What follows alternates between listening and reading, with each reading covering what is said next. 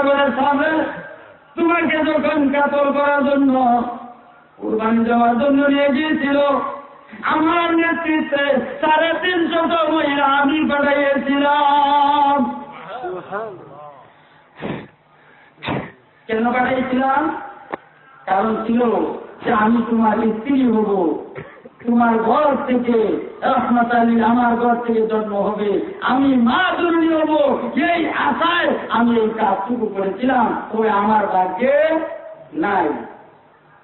রহমতাল্লিল আলামিন মা আমিনার গর্ভে বিকালবেলা মা আমিনা গেলেন পাহাড়ের কিনারায়, বাড়ির আঙ্গিনায় পাহাড়ের কিনারায় গেছেন।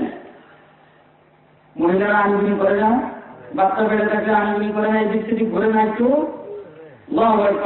বুঝতে যখন গেল, বাড়ির দিকে যখন আসতেছে, পিছন দিকে নজর করে দেখে পাহাড় থেকে বাঘ আসতেছে বের হইয়া। কি আসতেছে?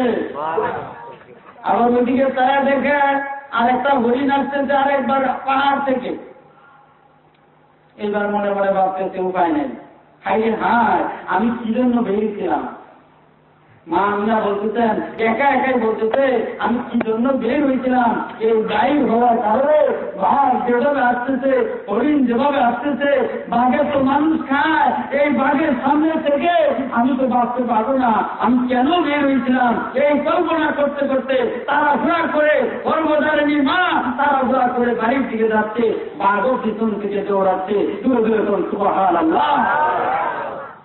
এবার বাঘ ডাকতেছে, আল্লাহ গো আমার জবানটাকে ঘুরিয়ে দাও। কি করে আমার জবান ঘুরিয়ে দাও। আমি যে আমিনারে খাওয়ার জন্য যাচ্ছি না এটা বুঝাই দিই। জবান খুলে গেল, মার ডাকতেছে, আমিনা গো দাঁড়াও, তোমার খাওয়ার জন্য আমি পাগল না। আমিনার সঙ্গে সঙ্গে দাঁড়ায় গেছে। কি বাঘে মানুষের মতো কথা বলে? মা আমিনা বর্ণনা দেয়, মানুষ মানুষকে যেভাবে সালাম করেন এইভাবে বাঘ আমার সামনে আইসা মাথাটা নত করিয়া দিয়েছে। যেরকম সুবহানাল্লাহ। হরিণ তাই করলো, বাঘে যা করলো হরিণ তাই করলো। এবার দেখে বললাম, বাঘরে বাঘ মানুষ খাওয়া হলো তোমার কাম, কিন্তু তুমি আমাকে সালাম করলার কারণ কি?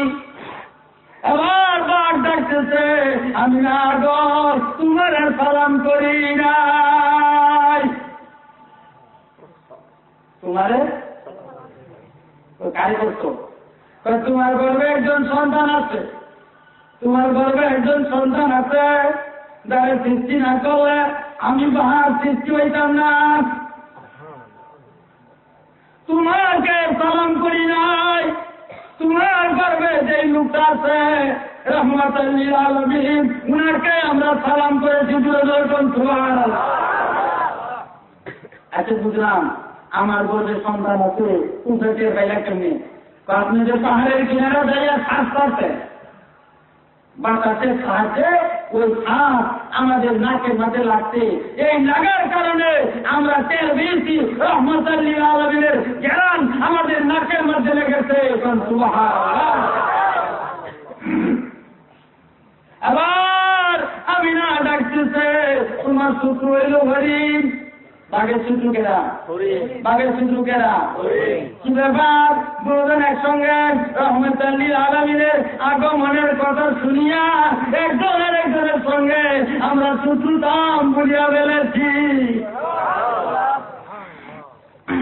এজন্য বলা হয় বাঘের চিহ্ন, হরিণের চিহ্ন, চিহ্ন নবীকে মানুষ হইয়া চিনিলাম নবীজিকে। কথা ঠিক কিনা? চলো চলো চলো রে ভাই যাই মদিনায়, ঘুমাই দেখাই নূর নবীজি পবিত্র রোজায়। কথা ঠিক কিনা? 70,000 বেড়ার তারা সকাল ও সন্ধ্যায় জিয়ারতে আছে তারা আপনার দরগায়। লক্ষ কোটি আছে কান কদর মহিনায়, তোমার কদমে গিয়ে তারা সালাম জানা। কথা ঠিক কিনা? আল্লাহু আকবার।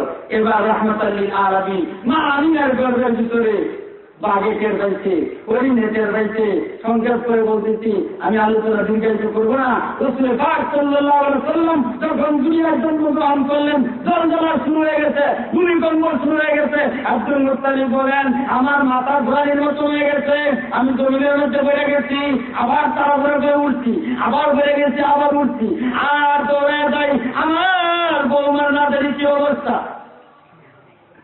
আমার বৌমার কি অবস্থা দেখার জন্য আমি পাগলের মতো হয়ে দৌড়াচ্ছি। দৌড়ের কিনারায় ডাক দিচ্ছে, কেন ঘরের ভিতরে আমার বৌমার কি অবস্থা, একটু খবর আমার দাও না, একটু খবর দাও আমারে।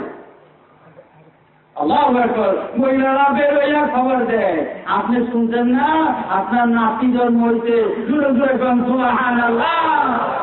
নাতি দেখার জন্য দাদা পাগল কি পাগল না? বলেন পাগল কি পাগল না?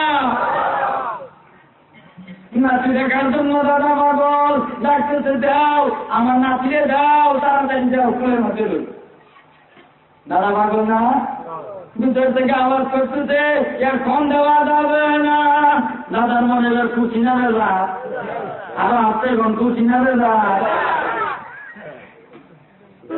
নাতি দেওয়া লেগে পাগল হয়ে গেছে, এমন কয় যে নাতি এখন দেওয়া যাবে না।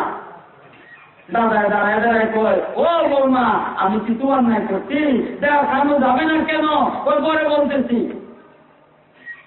কিছুক্ষণ পর, অল্প সময় পর নাতিকে নিয়ে আসছে। আহা দাদা রাহমাতাল লিল আলামিনের চেহারার দিকে তাকায়, তাকানোর সঙ্গে সঙ্গে আবার পূর্ণিমার তাদের দিকে তাকায়, জোরে জোরে কোন সুবহানাল্লাহ। লানার শামসুন ওয়ালিলা আফাকে শামসিন, লানার শামসুন ওয়ালিলা আফাকে শামসিন, ফাইন্না বুদাল শামসু বাদা তাতলাউল ইরফা। কার কথা এটা? হযরত আয়েশার কথা। হযরত আয়েশা বলেন, দুনিয়ার নারীরা রে, তোমাদের ঘরে একটা সূর্য উদিত হয়, তোমাদের ঘরে তোমরা একটা সূর্য উদিত হয়ে আকাশে। কোন সময়? ফজরের নামাজের পরে। কিন্তু আমার ঘরে একটা সূর্য উদিত হয় এশার নামাজের পরে। জোরে জোরে কোন সুবহানাল্লাহ। কোন সময় উদিত হয়? তার মানে রাহমাতাল লিল আলামিন যখন ঘরের মধ্যে আসে, আসার পরে সারা ঘরটা আলোকিত হয়ে যায়। জোরে কোন সুবহানাল্লাহ। কষ্ট লাগতেছে? শেষ করে দিতাম? কি বলেন, কষ্ট লাগে? সবাই কয় না যে শেষ করে দিতাম? আর কিছুক্ষণ চলো নাকি? পরে আব্দুল মুত্তালিবের কাছে যখন সন্তানকে দেওয়া হলো, জিজ্ঞেস করা হলো আগের কেন দেওয়া হইল না? কয় কারা জানি রুমাল নিয়ে আসিয়া একজনের কোল থেকে আরেকজনের কোলে নেয়, আরেকজনের কোল থেকে আরেকজনের কোলে নেয়, ওই মুহূর্তে দেওয়া আমার দ্বারা সম্ভব নয়। তারা কারা ছিল? তারা কারা ছিল? ওয়াজি আমরা জানি। এরা কি ছিল? সকল ফেরেশতারা ছিল। ও আমার ভাইরা, সেই নবী আজকে শুয়ে আছে মদিনায়। কোন জায়গা? আরো জোরে বলেন, কোন জায়গা?